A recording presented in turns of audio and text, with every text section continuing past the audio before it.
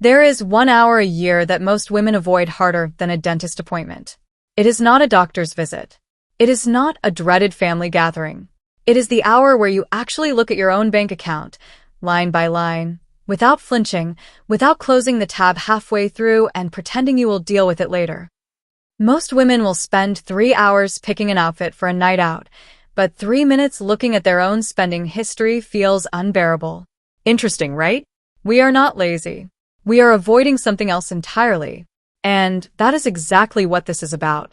So here is the real question underneath all of this. Why does opening a bank statement feel more emotionally dangerous than opening a text from someone you are still not over? Let's get into it. Every year, without fail, there comes a point where money quietly becomes chaos again. Subscriptions nobody remembers signing up for. A savings goal that quietly died in March. A credit card that somehow always resets itself to "we'll fix it next month." And every year, the fix is treated like a punishment instead of what it actually is, which is maintenance. Nobody looks at an annual dentist cleaning and calls it a punishment. Nobody calls an oil change in a car a moral failure. But the moment it is about money, it becomes personal. It becomes proof of something. That is the first thing worth sitting with because it explains almost everything else in this video. Most women think a financial reset is about numbers. It is not. A financial reset is about facing the version of yourself that made those decisions in the first place, and most people would rather avoid that mirror altogether. If you are here because you are curious about the psychology behind money, avoidance, identity, and the quiet decisions that shape a woman's financial life, you might want to subscribe. This channel breaks down the parts of money nobody puts in a budgeting app. Now here is where it gets interesting because the reset itself is not actually the hard part. The hard part is the 15 minutes before it, where your brain tries everything in its power to convince you not to look. There is a term for this in behavioral psychology called financial avoidance, and it is not about carelessness. It is a protective mechanism. If you do not look, you cannot officially know. And if you do not officially know, you get to keep living in a version of your life where everything is still fine. The moment you open that statement, the story either holds up or it does not, and most people are terrified of finding out which one it is. This is why so many smart, capable, high-performing women can run entire departments, raise children, manage a household, negotiate deals, and still avoid their own transaction history like it is radioactive. It has nothing to do with intelligence. It has everything to do with the fact that money is one of the few places where the truth cannot be spun. So let's talk about what an actual financial reset looks like when you strip away the productivity guru language and the fake urgency. The first layer is the audit, and I want to be clear, this is not a punishment list. This is simply asking, where did the money actually go versus where I thought it went? Most people are shocked by the gap. Not because they are irresponsible, but because memory is unreliable and marketing is very, very good at making small purchases feel invisible. A subscription here, a delivery fee there, a treat yourself moment that happens more often than anyone would admit out loud. None of it feels like a big decision in the moment. That is the whole point. It is designed not to feel like a decision at all. The second layer is harder, and this is where it stops being about spreadsheets. It is asking why certain patterns repeat every single year regardless of income level. A woman making $40,000 a year and a woman making $400,000 a year can have the exact same pattern of, I don't actually know where it went. Income is not the variable here. Awareness is.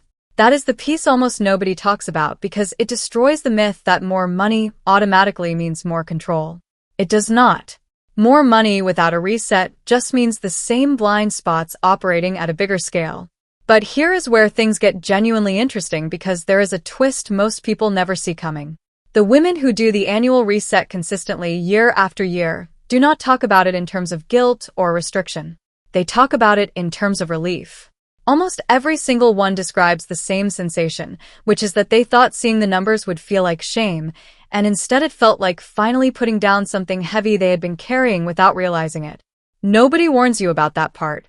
Everyone assumes a financial reset is about discipline. It is actually about exhaling. Let's pause here, because there is a hidden truth buried in this that deserves its own moment. Most people assume financial stress comes from not having enough money. That is only half true. A huge portion of financial stress actually comes from uncertainty, not scarcity. It is not always, "I don't have enough." Often it is, "I don't actually know what I have, so I am bracing for the worst at all times." That bracing is exhausting. It shows up as low-grade anxiety that never fully goes away, the kind that quietly follows a woman into every purchase decision, every "should I check my balance before I buy this" moment, every silent math problem running in the background of an otherwise normal day. A reset does not just organize numbers. It turns off that background noise. That is the actual prize, and almost nobody markets it that way because peace of mind does not sell templates and spreadsheets the way Get Rich does. So let's build out what this actually looks like, piece by piece, without turning it into a lecture, because that is the last thing anyone needs. Start with the accounts nobody wants to open. Not the fun ones. The ones collecting dust. The ones with auto-pay quietly running. The ones tied to an old version of yourself from 2 or 3 years ago who had different goals, different habits, a different life even. This is not about judging that version of you. It is about updating the system so it reflects who you are now, not who you were when you set it up on autopilot and forgot about it. Then move to the subscriptions. This part is almost comedic once you actually sit down and look, because most women are floored by how many small recurring charges have been quietly running in the background, charges that individually feel harmless and collectively add up to real money disappearing every single month without a single conscious decision being made.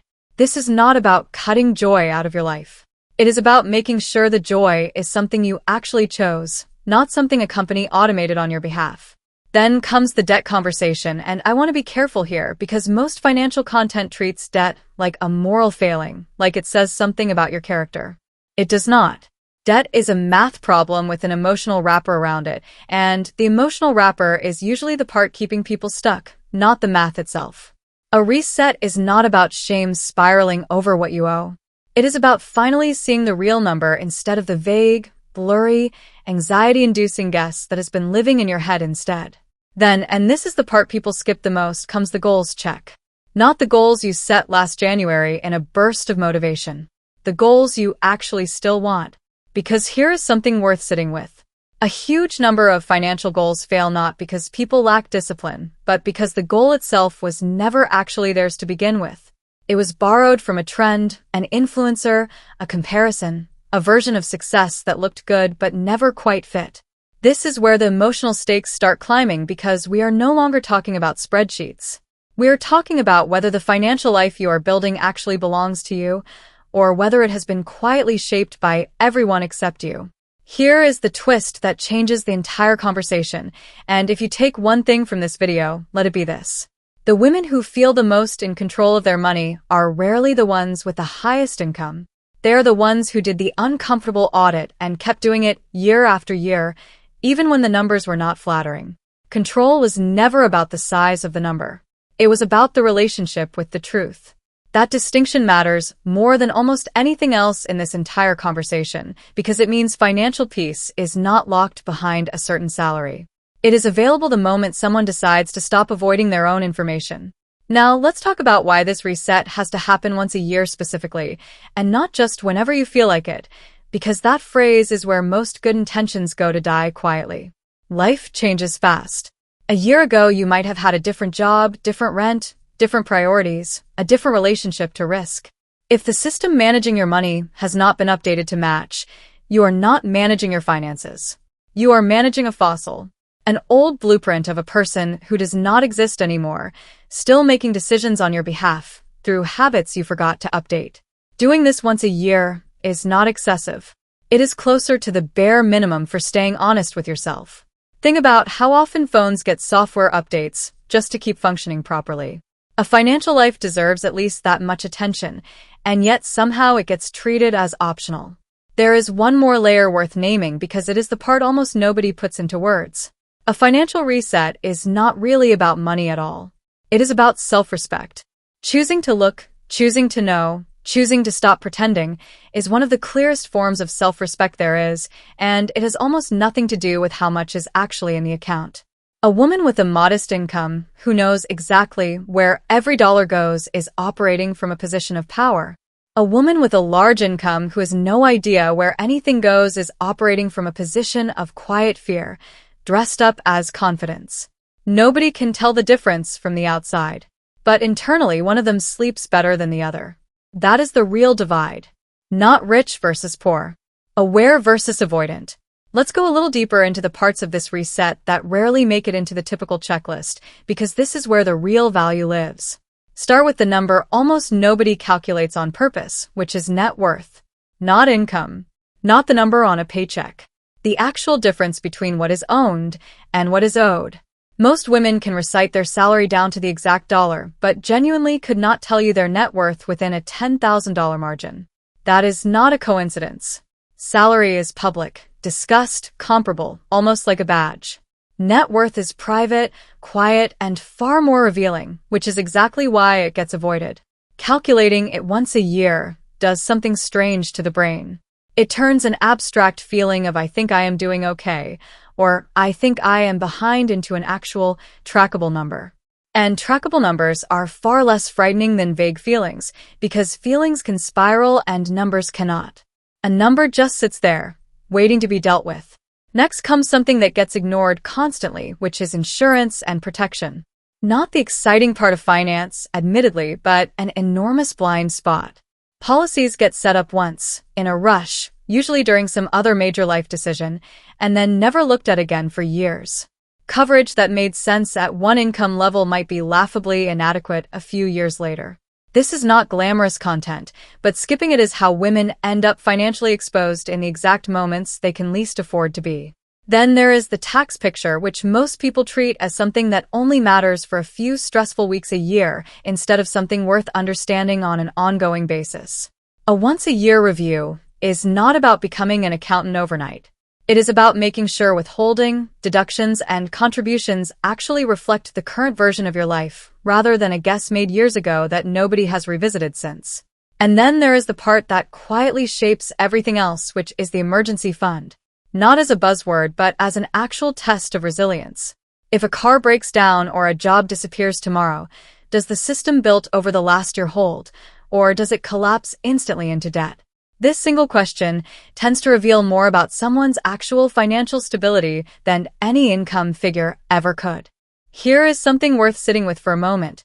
A lot of financial content acts like the goal is to eliminate every ounce of spontaneity from a woman's life, to turn her into a walking spreadsheet who feels guilty over a coffee. That is not what this is. A reset is not about restriction. It is about making sure the fun stuff is intentional instead of accidental. There is a massive difference between spending money on something you actually wanted and spending money because avoidance quietly steered the decision instead. This is where the psychology gets sharper, because avoidance rarely looks like avoidance from the inside. It disguises itself as busyness. It disguises itself as "I will deal with it after this project at work." It disguises itself as scrolling for 20 minutes instead of opening one single app for 2. The brain is remarkably creative when it comes to protecting itself from information it has decided in advance will be uncomfortable. But here is the thing nobody tells you about that discomfort. It shrinks the moment it is actually faced. Almost every single time. The anticipation is always worse than the reality. That gap between the imagined horror and the actual outcome is, frankly, where most of a person's unnecessary anxiety lies, not just around money, but this is one of the clearest places to see it in action. So, if this reset were reduced to a single sentence, it would not be "check your bank account." It would be closer to this: stop letting a fear you have not tested run your entire year. Because that is genuinely what is happening for a lot of women right now, reading this, nodding slightly, already making a mental note to do it this weekend, while quietly knowing that weekend has a way of never actually arriving unless a decision is made right now to interrupt the pattern. The reset is not complicated. It is emotionally uncomfortable for about 15 minutes, and then it is simply administrative. Open the accounts. Write down the real numbers. Compare them to what you assumed. Adjust the goals to reflect who you actually are today, not who you were when you last looked. That is the entire process, stripped of all the productivity theater built around it. So, if there is one final thought worth carrying past this video, let it be this. Freedom was never actually about how much money exists. It was about how much truth a person is willing to face about the money that already exists. The reset is not a punishment. It is not a lecture. It is the 1 hour a year where a woman stops outsourcing her peace of mind to avoidance and finally hands it back to herself. There is one more thing worth mentioning before we close this out, because it changes how the entire reset should feel. This is not a one-time event that fixes everything permanently. It is not a single afternoon that suddenly transforms a woman into someone who never overspends again or never feels anxious about money again. That expectation is exactly what causes so many people to quit halfway through, because they assumed one honest look would erase years of avoidance instantly. It will not. What it does instead is far more sustainable. It resets the starting point. It clears the fog just enough to see the actual shape of things, so that every decision made afterward is based on reality instead of guesswork. That is the quiet power in doing this every single year rather than treating it as a crisis response. A crisis response is reactive, driven by fear, usually triggered by something already going wrong. An annual reset is proactive. It happens on your terms, before anything forces the conversation. That difference alone changes the entire emotional experience of dealing with money, because one version is done from a place of control, and the other is done from a place of panic. Because in the end, the goal was never to have a perfect bank account. The goal was to stop being afraid of your own.